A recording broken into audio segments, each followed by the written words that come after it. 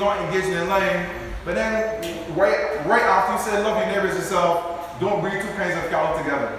Don't wear mixed fabric. And that's why I said before, it's been quite difficult when you look at Leviticus to identify an organizing principle.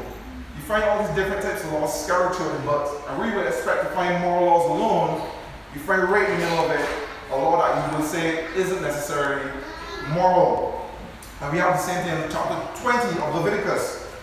Now, the chapter divisions are obviously artificial, but they are there for good reason.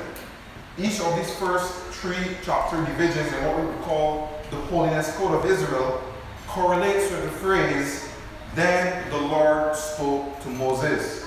And this marks off, as it were, a new section in these sayings of the Lord to Moses. So what's the organizing principle? Is there even an organizing principle? Well, in attempting to answer this question, I think we have to first suppress our expectations that certain types of laws should appear exclusively together in a certain place in order for us to make sense of the book of Leviticus.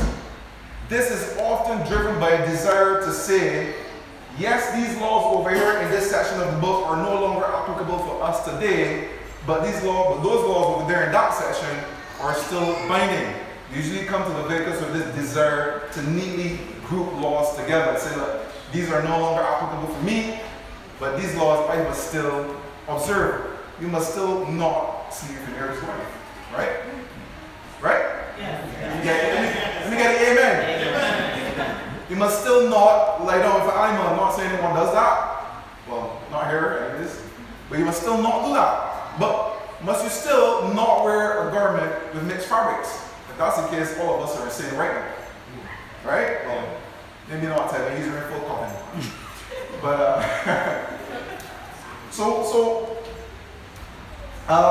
yeah, is there even an organizing principle? So we have to suppress this desire to neatly package certain laws so that we can say some are applicable to us and some are. Truth be told, the organization of the laws we find in Leviticus precludes this simplistic categorization. And why it does this is the point of our sermon